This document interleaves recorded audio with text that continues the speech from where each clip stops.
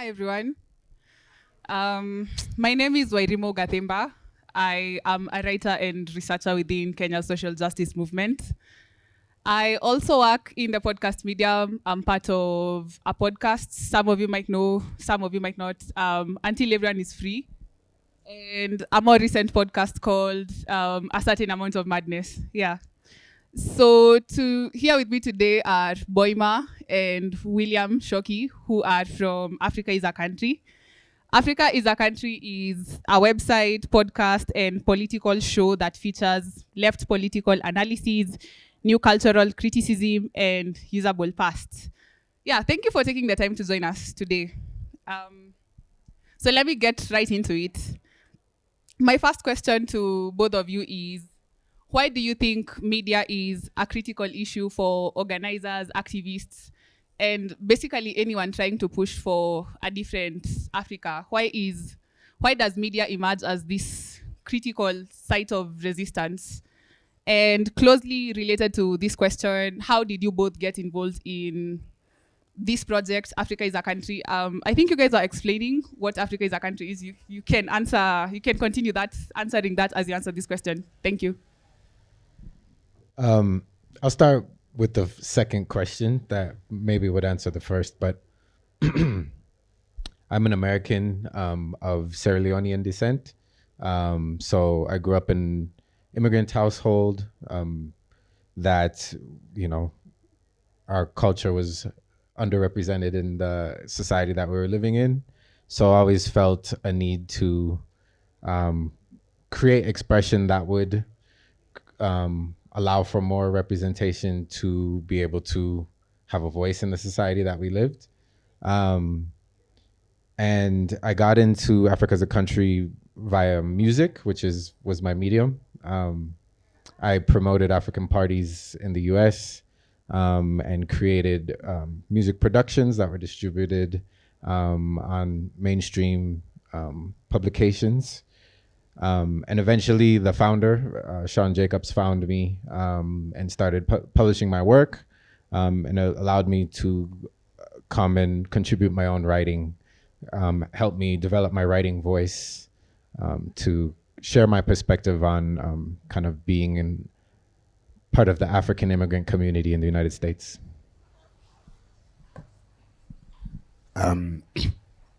Thanks, Boima. To maybe have a crack at answering the first question and then coming into the second, it's almost 4 p.m., so I'm imagining it's a little bit too late into the day to get into the weeds of Marxist media theory and ideological critique, so I won't bore you guys with that. But I think as far as the question of, why media is important for movement builders and activists and organizers, I think most of us experience the reality of that question every day in the way that we see our political and social realities represented to us by mainstream media. And these representations typically serve the interests of certain groups of people in society. And the reason that happens is not often because those groups of people in society who tend to control a lot of resources, who have a lot of influence, and who have a lot of decision-making power in society, it's not because they're directly, sending bags of cash to those outlets and instructing them to present certain accounts or representations of reality. But it's because if you are a group that is already in a position of power and influence, you have the ability to present your narrative as common sense. And it's that common sense that then gets carried by the media around you. And it's a common sense which across the world represents the idea of society where hierarchies are natural and inevitable, and that if you find yourself in a station in life where you lack access to the things that you need in order to self-actualize, then that is either hard luck or it's your fault. It's your fault because you're not working hard enough. you're not making the most of your day, you don't have the right ambitions, the right aspirations, etc., etc. And it's an account of reality that is designed to make people content with their circumstance and not ask questions about why is society this way and can it be different. And so I think media is critical for activists and organizers and people who are invested in building movements for transformative change, because it gives us the ability to imagine what this something different might look like, and to put forward a narrative of what that difference could look like, and to do so on our own terms. And I think, when I got involved into Africa as a country, it was precisely for that reason that I saw it as a platform which, Boima and Sean Jacobs at the time were running, that was giving space to different thinkers, organizers, activists, etc., to imagine society on different terms, and to imagine it on terms that favored the powerless against the powerful. Thank you. I'm going to direct my next question to both of you again. And I just want to know, how do you keep this political and ideological commitment that Africa is a country seems to have taken on in the age of the digital and the short form? Because a lot of your essays really go quite in depth. How do you keep that, and how do you keep your audience as these changes happen in the media landscape? I mean, again, I'll kind of be the past. You can kind of be the present. But when we started Africa as a country, as I kind of hinted, it was really about representation. There was a time when Africa got written about in the international media without any African being consulted. It was always the subject of the story, never the author. So we tried to challenge that.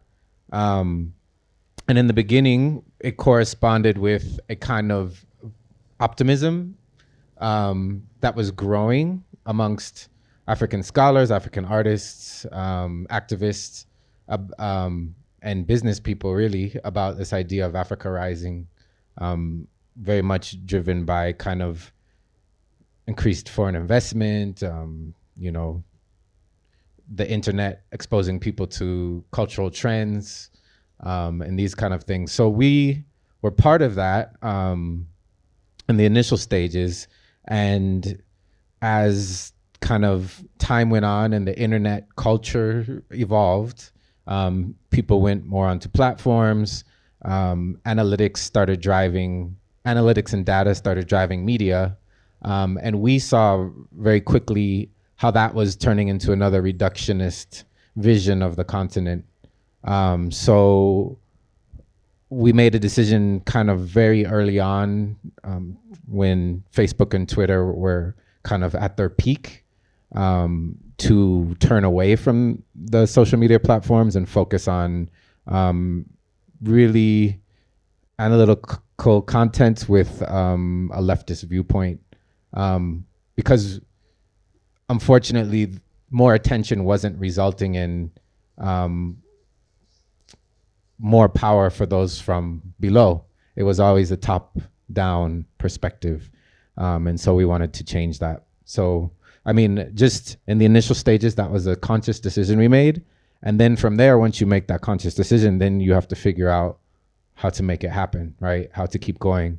And the questions that you ask yourself are different. You say, oh, well, if I'm doing the analytical game, then I have to change my headline to get more views, or I have to work with influencers, or these kind of things that really take your time away from doing the work that maybe that you got into that we got into doing it in the first place.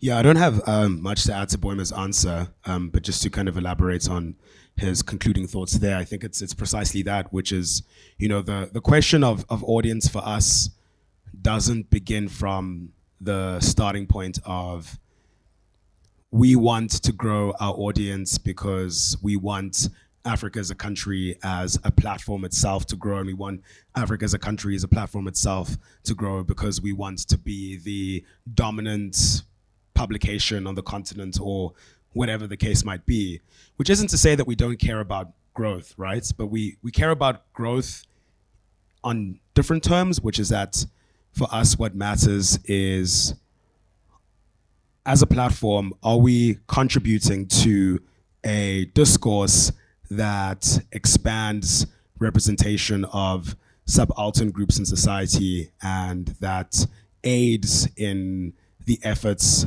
of people to advance their interests against power structures in the world.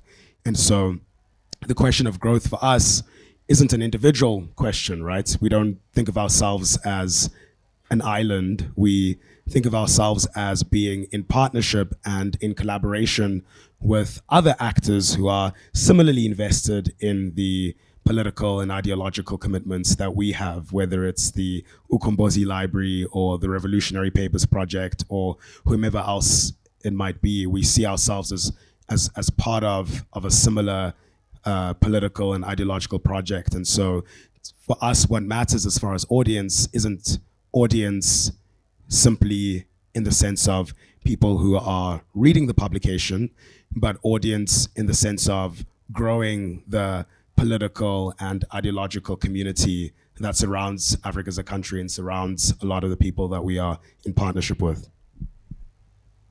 Thank you. I think Alea mentioned at the beginning that you guys recently released a print issue. The print issue is titled Revolution Deferred, 15 Years of Mass Protest in Africa. And I'm going to turn to this in relation to something you've mentioned, Boima, about the optimism you guys were surrounded by as you started Africa is a Country. There was a lot of foreign direct investments happening on the continent and all that. But reading through the print issue, which I got yesterday at the workshop, one gets a very different feel. It's it's literally, we're analyzing this sort of enduring crisis that has driven the decade of protest in Africa. So I just want to hear more about why did you think it was important to turn to this theme now, and what questions are you currently grappling with that drove this print issue? Yeah, I mean, if you think of Africa as a country's history, it almost perfectly maps onto the periodization of the mass protest decade. So basically between 2009, which is when Africa as a country was founded just after the 2008 financial crisis, and 2024, which is last year, human civilizations saw the greatest number of protest activity ever recorded. There were protests from the Arab uprisings to the Free Fair movement in Brazil, to the Gezi Park protests in Turkey, to the Umbrella Revolution in Hong Kong, to End SARS, to Fees Must Fall and Roads Must Fall, to Ruta Must Go, and so on and so forth, right? I list all of those just so that people can appreciate just how many protest movements mushroomed over the last 15 years. And I think that decade also kind of, as you were pointing out and as Boima was pointing out, the optimism of the post-2008 period on the continent also coincided with the early experiences of these protest movements and seeing sort of groundswells of people across different corners of the continent taking to the streets and demanding a better future. I think in the initial stages, a lot of people were very hopeful about what might have been achieved by those movements. But over the last 15 years, as movements continue to take to the streets, continue to demand more from political elites, and are disappointed time and time again, I think it's very clear that, in spite of the noble efforts that mobilized groups around the world are taking to try and demand better, the ability of political elites to co-opt, crush, exclude, and marginalize those efforts has been greater. And so at Africa as a country, we kind of wanted to ask the question of, well, what do we do from here? Because those past 15 years has also overlapped with our existence. And so we've seen these movements rise and fall and ebb and flow. We've covered most of them from their inception to their second and third iterations, etc. And so it felt appropriate for us to kind of take stock of this period in history, because in a way it's also us taking stock of our own existence and the work that we were doing, and turning inward and asking, as a project, as a platform, what do we do from here? Yeah. Yes, so I'm just going to ask you that question. What do we do from here? What's the place of radical media, like Africa is a country in, there's something you mentioned in the editorial note that caught my eye, like what's the role of radical media in driving forward the thing that happens after the square is emptied? And you were at the workshop yesterday, and Yusuf Hassan, who was part of Mwakenya, mentioned this thing about how uprisings are always short-lived. So what's the role of radical media like yourselves in driving forward what happens after the uprising stop? Yeah, driving a long-term change. I'm just gonna briefly just kind of piggyback off this. Vincent Bevins chronicled the history of the past 10 years pretty brilliantly across the globe. And in his introduction, he kind of reframes this period of globalization that we experienced, and just calls it's really Americanization. And just kind of with things like hip hop and Twitter and the internet and these things also comes hyper individualization, the monetization of every aspect of people's lives. So you wake up, you're being monetized by some corporation. I mean, we did an exercise this week with our staff that said, okay, what is the first thing you do when you wake up? And everybody checks their phone in some way, shape, or form. That's being monetized.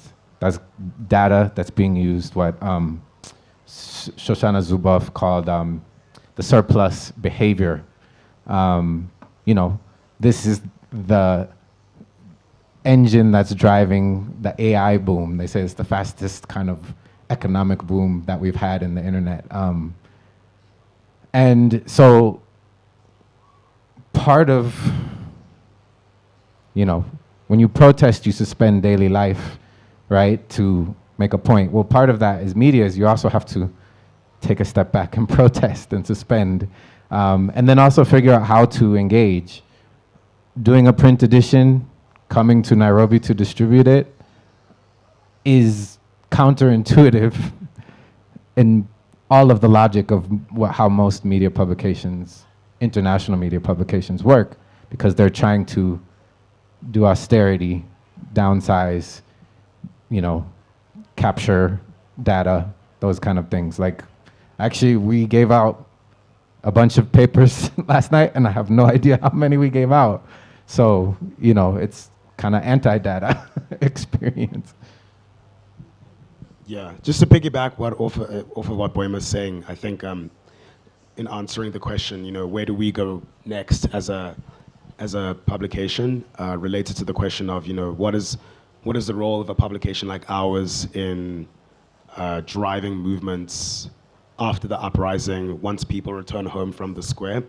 I think it's as Boima said, like, you know, first of all, the thing to acknowledge is that a media publication like our own can only do so much, right? We recognize our limited value, that ultimately, you know, we aren't the movements themselves, we aren't the organizers, we aren't the activists. Yes, there's a lot of overlap in who writes for Africa as a country, but Africa as a country itself isn't the political movement, right? But what it can be is it can be a space for those who are thinking about these questions to think about them with as much freedom, with as much creativity, with as much honesty, and with as much whatever as they want, right? And that's ultimately the way we think of ourselves, is that we want to be this clearinghouse for people who want to rail against the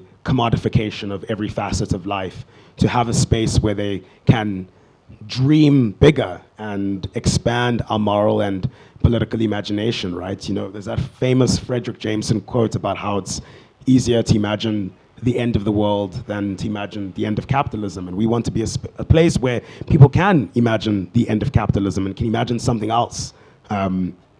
Whether that something else is better or worse, we want to return to people the right to think about the futures that they want on their own terms. And even, you know, last night at our launch, on this point that Boima made about, you know, taking a step back, we were reflecting on kind of the just sheer exhaustion that scores of people across the continent are feeling after being burnt by these movements, you know, whether it's here in Kenya or in South Africa, where I am based, or in Nigeria, or, you know, wherever the case might be. And it's also just a space, we want to create a space for people to regroup and collect themselves, and to think about what comes next, or to suspend the question of what comes next. It's ultimately up to them. Thank you. So you guys, you just said that Africa is a country has been in existence for 15 years. It's not easy for it to do that. So I'd like you guys to talk about how you've managed to resist the cooptation that happens to a lot of these radical media outlets. How have you managed to keep that ideological commitment for over a decade now? Yeah.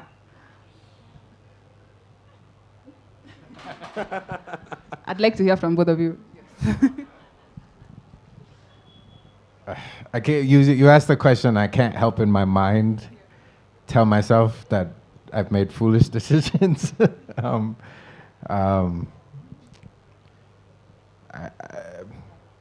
don't want to be cliche, but I guess in some ways it takes sacrifice. You know, opportunities come and you have to decide if that's within your moral worldview or not.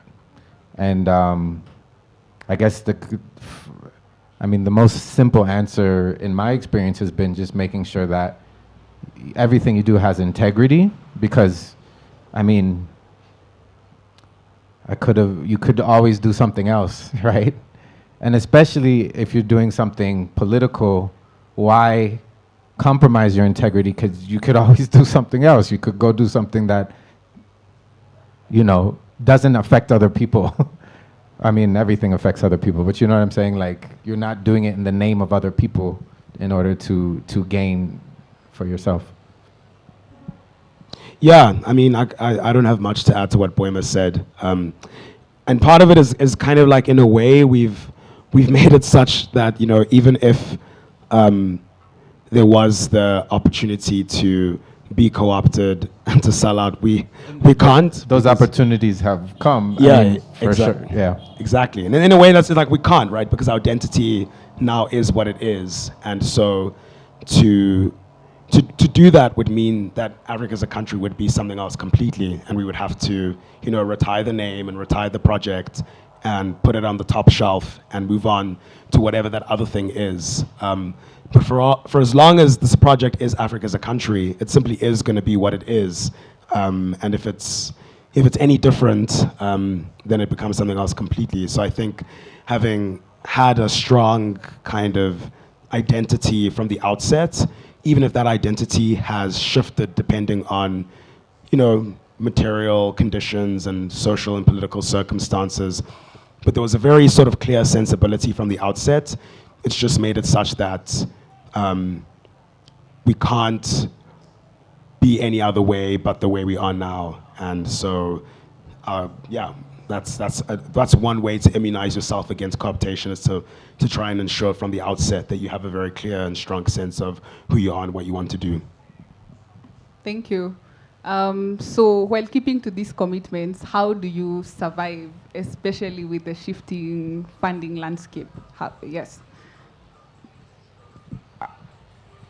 I was thinking about this, and I want to answer this, that like Africa as a country was uniquely positioned within New York, which I want to actually reference the recent kind of primary election win of our East African brother Zohan Mamdani, and just to show that the political ecology of New York is such that there has been able to be kind of left activist movements to be mobilized. And I've actually learned a lot within that ecology from partner organizations like Jacobin, who are also connected to things like The Nation and like a long history of left publishing within New York. So I think, one, Africa as a country is uniquely positioned as being founded in New York.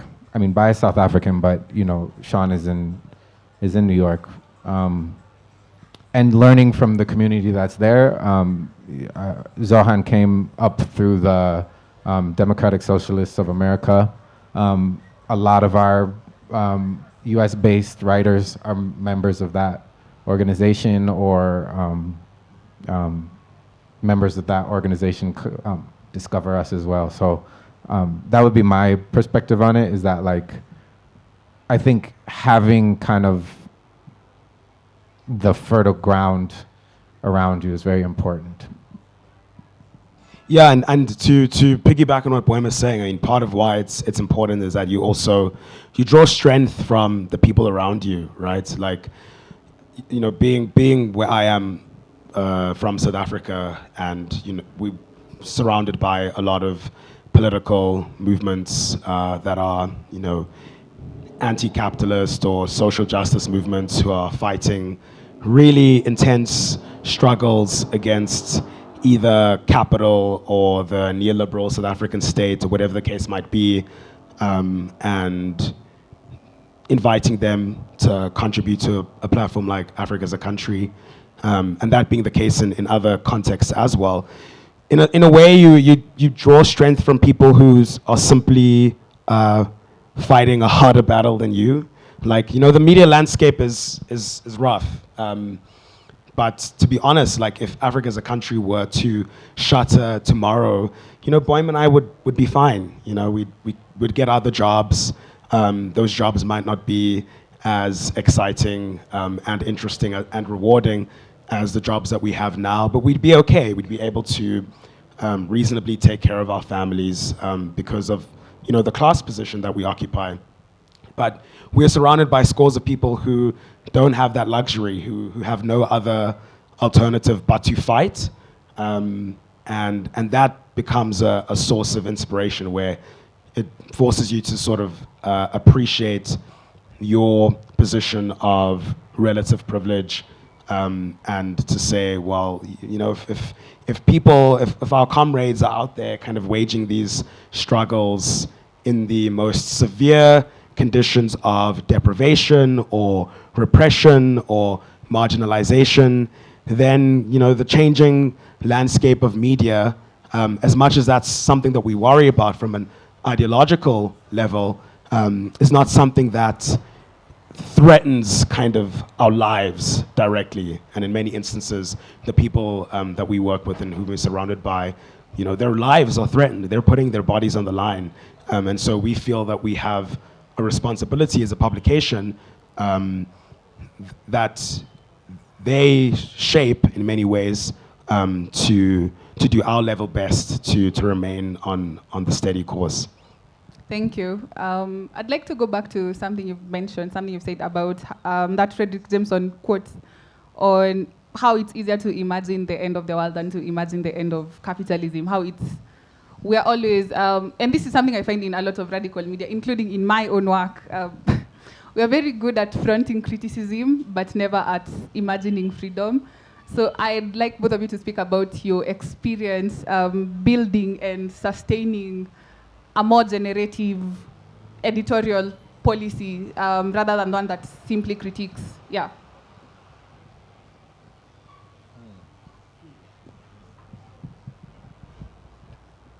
I think part of that work does always inevitably pass through the door of criticism.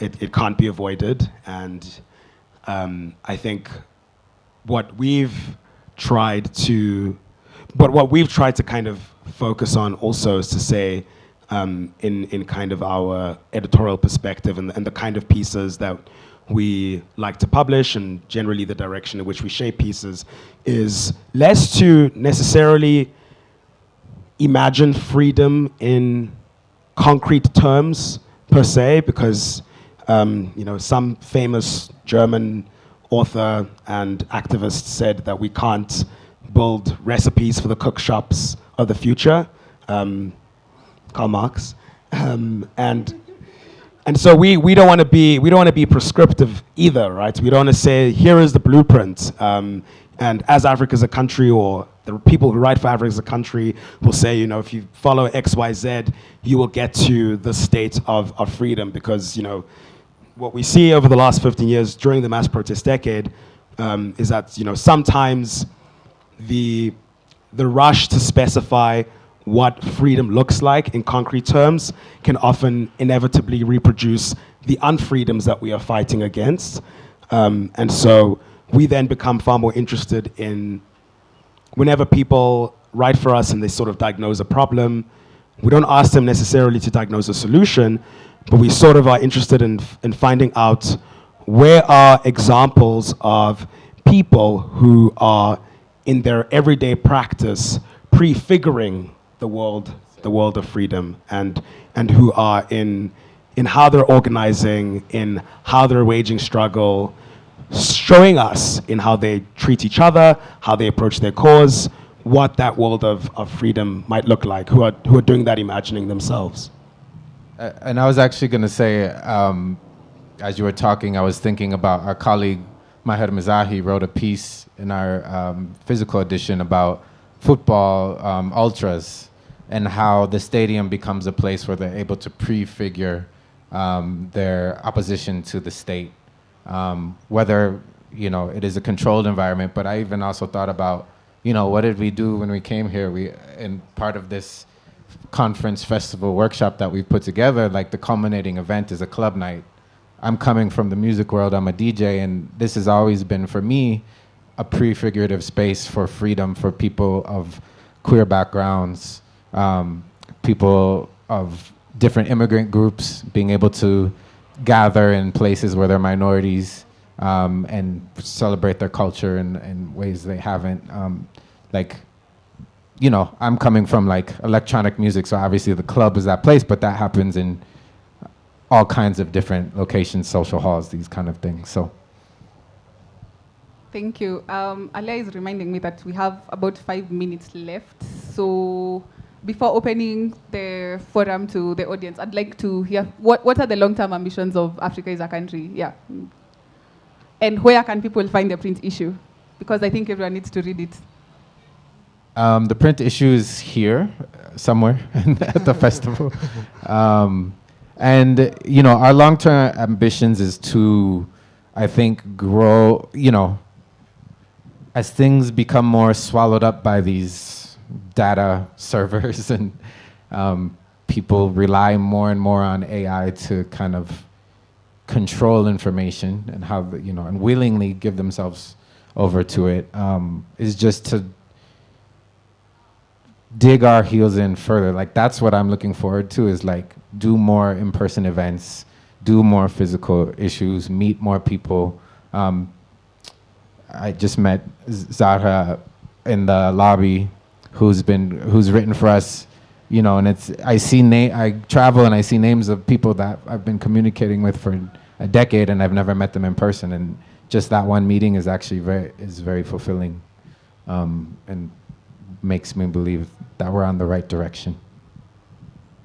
Yeah, nothing to add to what Boima said. I think it's exactly that, right? We want everything that we want, everything we do to be in service of, building community, and decommodifying human experience, by kind of forcing us to engage with the tactile, be present with an artifact, read and digest it slowly and carefully, have the opportunity to discuss it with people around you, as we are doing in this festival, and to do so in collaboration with people around us. It's been amazing to partner with the NBO Lit Fest this week to have our partnership with Ukombozi Library, with Revolutionary Papers, so on and so forth. And I think it's, we feel like we feel that what's coming next and the assault on our rights, on the dignity of every person, on our very ability to think and articulate what we believe and what we stand for, that we see all around us, just the reactionary tide that we are all swimming against. It's, unless we kind of begin to embark on this work collectively and view it as a collective endeavor, then we're all going to drown. And so I think, we at Africa as a country just feel, we're convinced that, all of us are in this together, and that we want whatever we do to help strengthen the kinds of solidarities that we've seen over this festival, over this past week, both in the programming that we had, but on the streets of Nairobi itself, on the streets all across the world. So I think, we want to build solidarity wherever we can. Okay, thank you. At this point, I'd like to open the forum to the audience. Yes.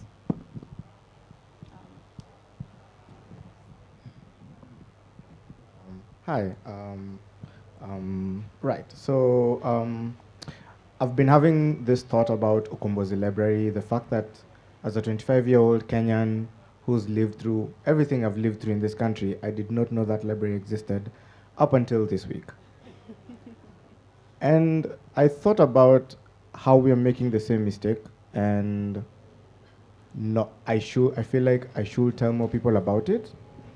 But now my question to you is, what do you think is the place for radical media for the upcoming generation? And you mentioned something about AI, which also complicates my thought, because this new generation does not know how to go looking for information the way we did. We came to libraries. I grew up around this area, so I came to this library a lot.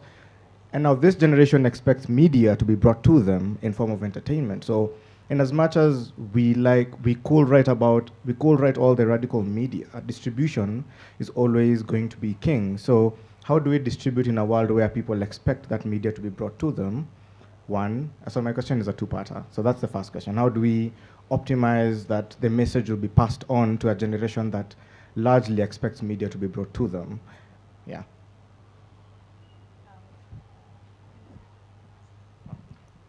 I mean, just the general question, I don't think we have an answer to fully, but I think, at least for me, because I'm the platform thinker, he's the the editorial thinker. I'm thinking about audiences a lot.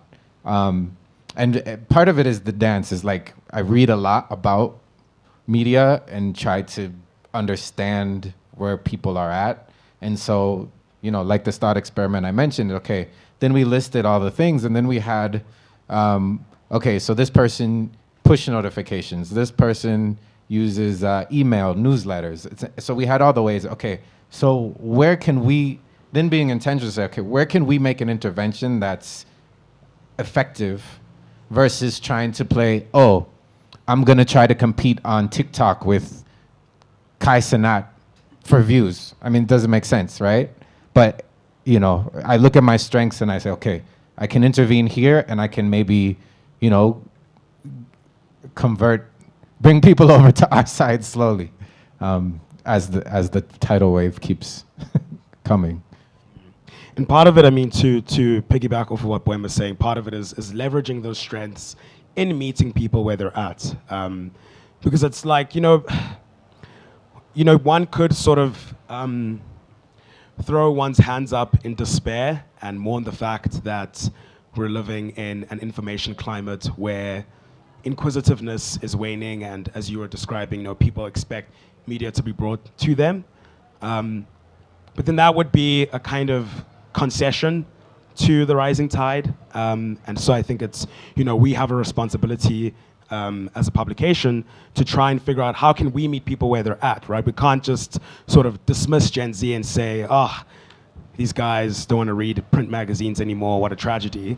We have to think, well, how can we how can we find ways of making our, as you were saying, how can we bring it to them? So, we were meeting this week and we were thinking like, something some other people are doing that we're wondering if we should start doing is we publish these 4,000 word dense articles either on our print issue or on the website, and some people don't want to read them, right? And separating other questions about access, language, etc. Some people just don't want to read them, and so maybe what we could do is, let's say, have someone on TikTok sort of summarizing the key points of the article, right, to make it more digestible and accessible to you, and then that becomes something that maybe sparks your interest in reading that article, to say, oh, that actually sounds really interesting in a way I didn't expect. Maybe I should have a crack at trying to read that essay. And so trying to think creatively about how on multiple fronts we can leverage our strengths to meet people where they're at, but also without sacrificing what we do best. Oh, and just one, it's really important that we also still have Africa as a country as a base to always go back to. It's not we're abandoning, again, it's the integrity, is you're never abandoning your original purpose or your original principles. You always have that behind whatever experimentation you do. 2 more questions. Okay. Yes. William, you talked about media favoring the powerless against the powerful. And for me, in this situation, I'm looking at the power dynamic and the matrix of it as the powerless being the subjects of the stories. The question on audience has somewhat been answered, but I'm thinking about the question of subjects and the sources. How journalism generally, and media in particularly, extracts traumas, griefs from communities. So a revolution happens, there's sheer exhaustion from it, but the story has to be told. And I'm posing there to ask what a Kenyan writer and thinker, Patrick Gadara, has asked in a piece he wrote recently, that what happens when we use pain as professional capital for our vocations? Could you just, I want to hear your thoughts on that. In the balancing of that equation between the powerful and the powerless, there's also an extraction of griefs, traumas from our sources. So now using the pain, the traumas, the griefs as professional capitals, what are your thoughts on that? Thank you. Yeah, I think that's a tough question, and I think,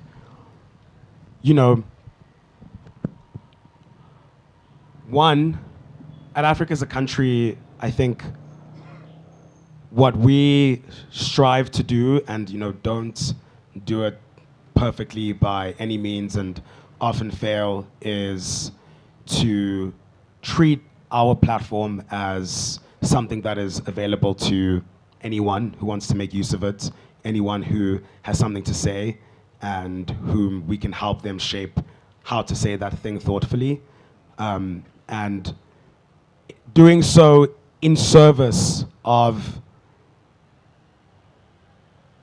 a politics or a horizon of political possibility that is emancipatory, basically. So we're only interested in material that is interested in the question of how to advance the self-determination of all peoples, wherever they're at. And so, if someone is writing for the sake of advancing their own career, then we're not going to be interested in you as a writer. We want to be able to detect that when one is engaging with these weighty, heavy, complicated, and fraught questions, one is doing so from a position of integrity and sincerity, in the sense of actually being invested in the outcomes of whatever it is that you're speaking about, actually being a participant in whatever it is that you're speaking about. And that's hard to do in a kind of everyday editorial practice, but we feel that we have a sensibility that people who want to write for us or who we are partnered with can find a common affinity to, and who can say, the reason we're all here is because we all care about the same thing, and we all want to see the same thing move forward.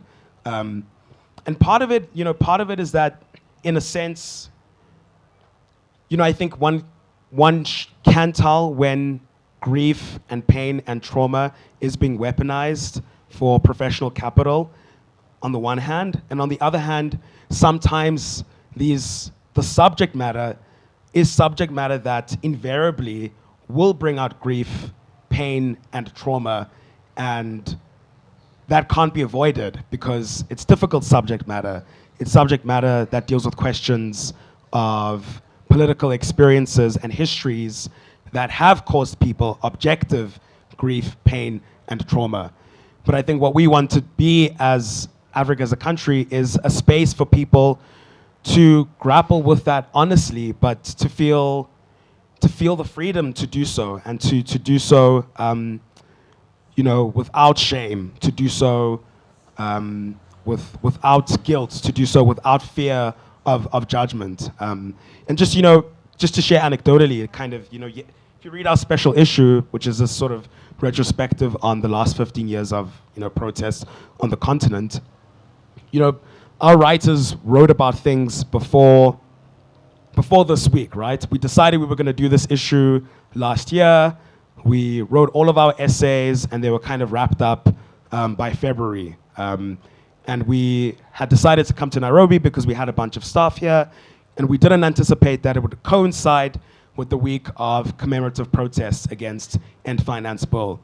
And so what became especially important for us at the launch yesterday was to not just appear and talk about our special issue as if there wasn't a context around us, but to ask our authors to grapple with what does being here during this moment, having gone to the protest on Wednesday, as we all did, all of our staff, how has that affected what you've written?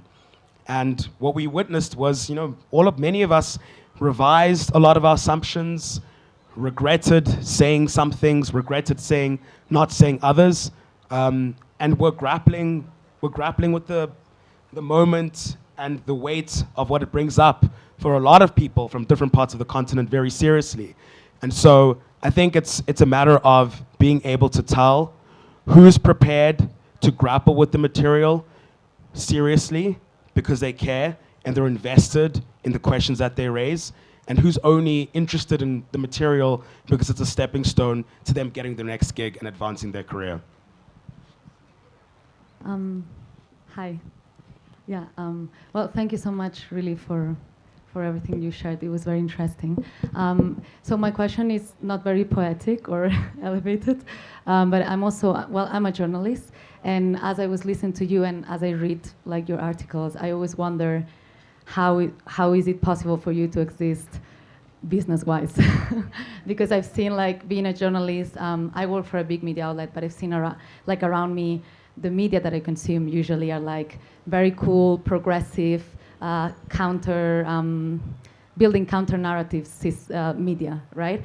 But as you get a bit close to them, and if you know the people who actually build those media, it comes at such a high cost usually, because it's not like money-making business. And I feel like this happens in the left a lot. Like a lot of the things we do, it comes with a personal cost.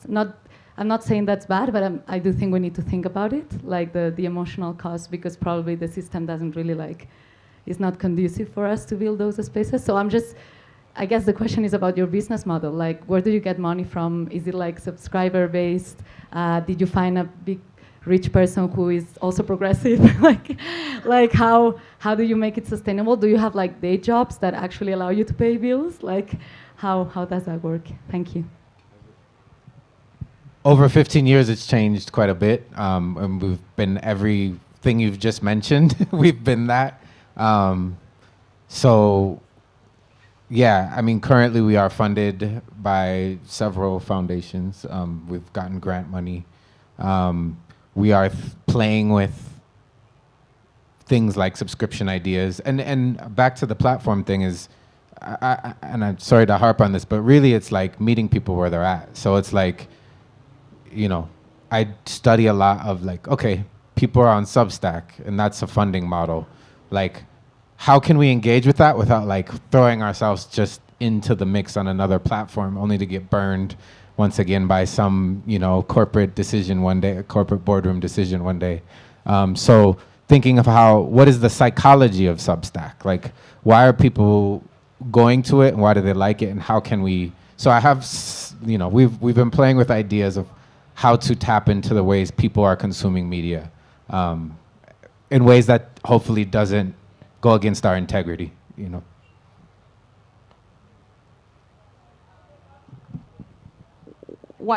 I'm so sorry to cut you off. This is such a fascinating conversation. Will you be around? Yeah. Okay. We're around. Yeah.